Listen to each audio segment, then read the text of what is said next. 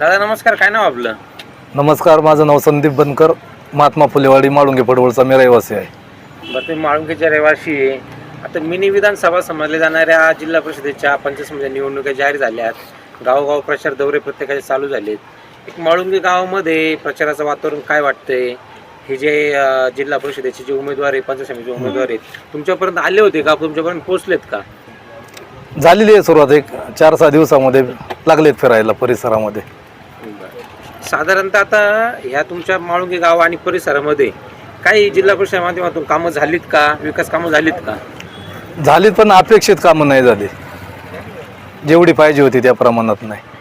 माझा स्वतःचा महात्मा फुलेवाडी बनकरमाळ्याचा रस्ता एक 7-8-10 वर्षापासून प्रलंबित आहे आणि तो फार महत्त्वाचा आहे. पावसाळ्यामध्ये खूप त्रास होतो आम्हाला. एक सामान्य प्रश्न या ठिकाणी जाणवतो रस्त्याचा. मग हे रस्त्याचे प्रश्न हे जे काही विद्यमान लोकप्रतिनिधी असतील हे या समस्येकडे का बघत नसतील? का बरं तुमच्या समस्येकडे बघायला येत नाही, विचारायला येत नाही? का निवडणुका असल्यावरच हे प्रश्न निर्माण होतात? तसं वेळोवेळी आम्ही त्यांच्या कानावर घातले, आश्वासन आहे, पण त्याची म्हणजे अंमलबजावणी काही 5-10 वर्षात झालेली नाही. साधी डागडुजी पण नाही. आम्ही आमच्या पदर खर्चाने त्या आमचा श्रावणी पोळा असतो त्यावेळेस आम्ही पदर खर्चाने एक 5-50 हजार रुपये घालून मुरमीकरण केले त्या रोडचं. एकूण कामं काय झाली जिल्हा परिषदेच्या माध्यमातून या भागात? का झालीत का नाही झाली? मला तर वैयक्तिक म्हटलं तर विशेष काय वाटत नाही. झाली नाहीत.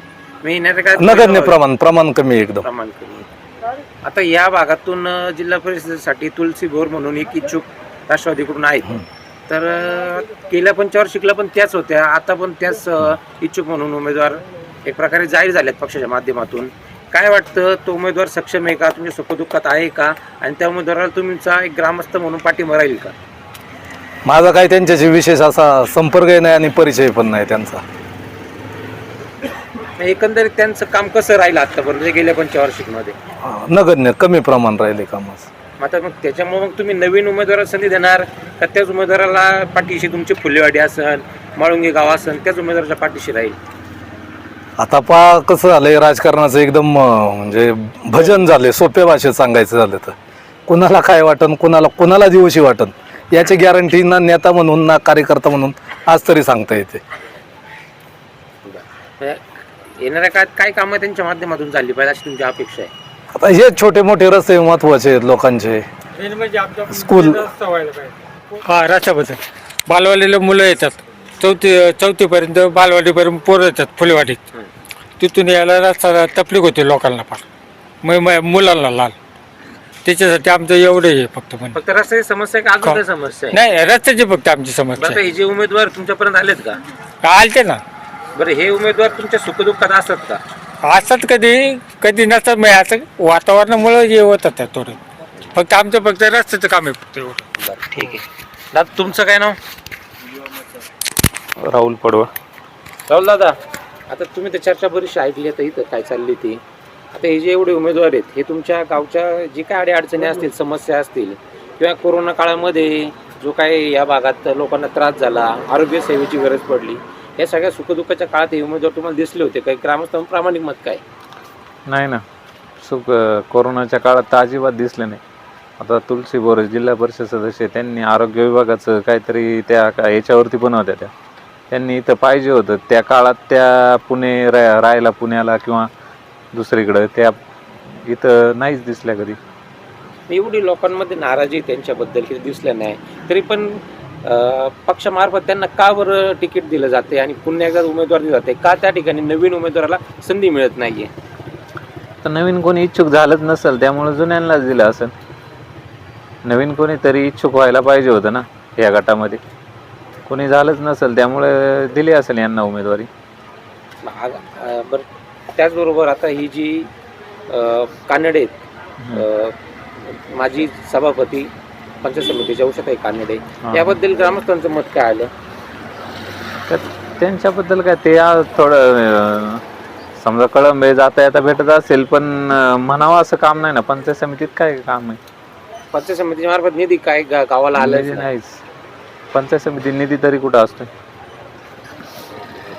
आरोग्याच्या वगैरे त्यांनी लक्ष द्यायला पाहिजे होतं, सरकारी दवाखाना वगैरे याच्यात. आणि अजून काय स्थानिक समस्या आहेत गावच्या?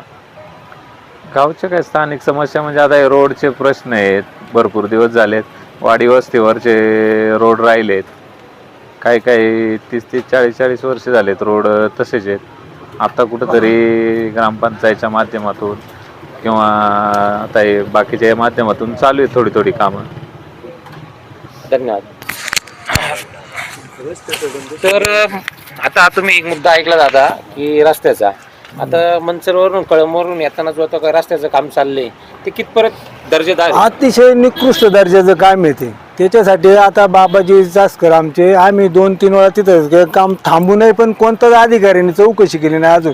आज परत पेपरला बातमी दिलेली आहे. पण ते सगळीकडे किती रोड खराब आहे, निवडणुकीच्या तोंडावरतीच ही कामं निघली जातात का?